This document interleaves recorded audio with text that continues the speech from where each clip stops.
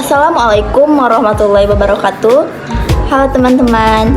Jadi, kami akan memaparkan hasil kelompok kami yang berjudulkan tentang kerjasama antara kawasan-kawasan di negara utara dengan kawasan-kawasan di negara selatan. Nah, jika kita melihat atau mendengar istilah ini, tentunya yang dalam benak pikiran kita tuh tentunya pasti kawasan geografis. Padahal sebenarnya kerjasama antara kedua kawasan ini lebih memiliki makna ekonomi dibandingkan dengan makna geografisnya. Secara ekonomis, kawasan yang berada di wilayah utara, mereka memiliki ekonomi yang kuat. Berdasarkan kekayaan alam, negara tersebut lemah, tetapi hal itu bisa ditutupi dengan mahirnya mereka dalam menguasai teknologi.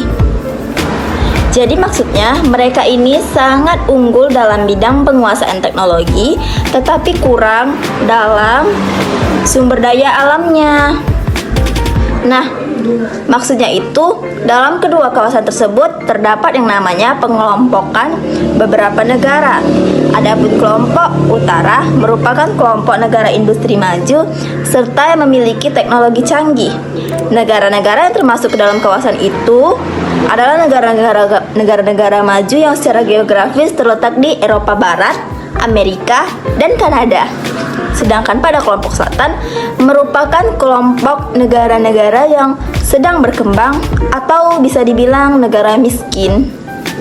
Negara selatan ini meliputi negara yang terletak di bagian belahan bumi bagian selatan, seperti kawasan Asia, Afrika, dan Amerika Latin. Secara ekonomis, mereka memiliki ekonomi yang terbelakang, tetapi mereka ini kaya akan sumber daya alamnya. Jadi, mereka ini hanya mengandalkan hidup pada sumber daya alam, terkhusus lagi pada bidang pertanian. Ciri-ciri kawasan selatan dan utara. Di selatan negara agraris, di utara negara industri. Di selatan negara berkembang, di utara negara maju. Di selatan, karena negaranya negara berkembang, maka teknologinya pun berkembang. Di utara, karena negaranya negara maju, maka teknologinya pun maju. Di selatan, melimpahnya bahan baku, di utara membutuhkan bahan baku. Di selatan, angka per kapita rendah, di utara pendapatan per kapita tinggi.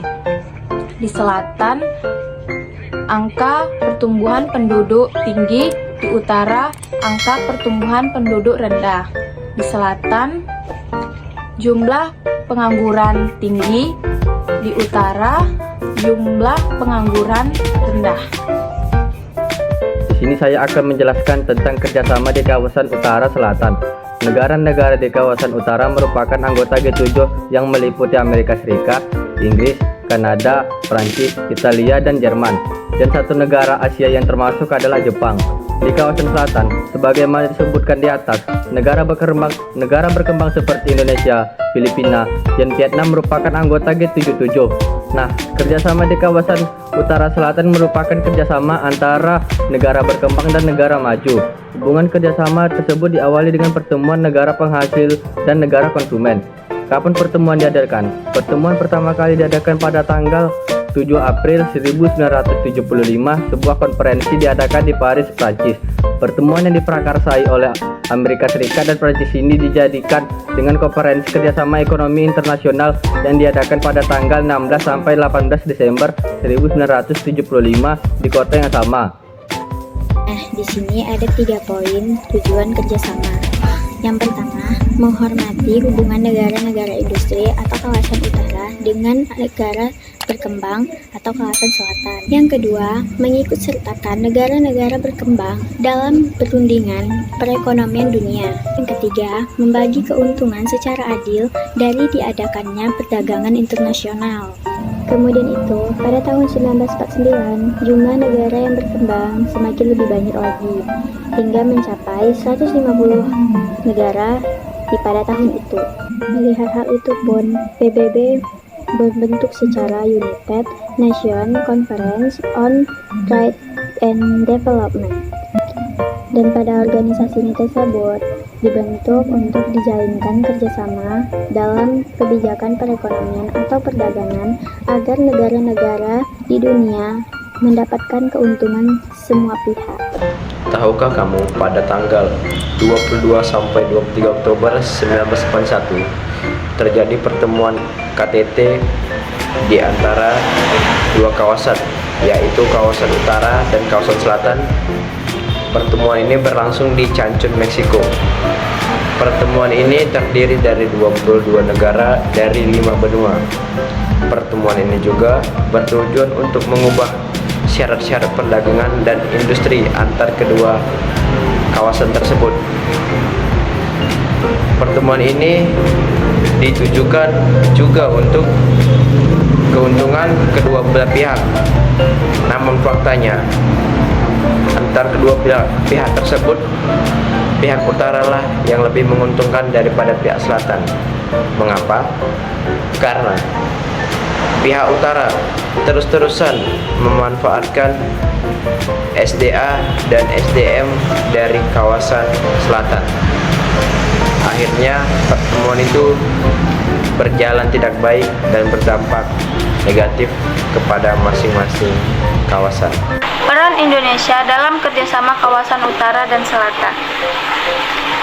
Pada saat konferensi tingkat tinggi Gerakan Non-Blok yang ke-10 di Jakarta, pada tanggal 1 sampai 7 September 1992, Indonesia menjadi tuan rumah sekaligus ketua dari Gerakan Non-Blok. Pada saat itu, Indonesia mendorong kembali diadakannya dialog antara kawasan utara dan selatan. Tujuannya itu difokuskan pada perdagangan barang komoditas internasional. Negara-negara kawasan selatan juga menginginkan komposisi yang adil, sehingga dapat saling menguntungkan dari penjualan komoditas tersebut. Nah, hal itu terangkum dalam kerangka New Partnership for Development atau kemitraan bagi perkembangan.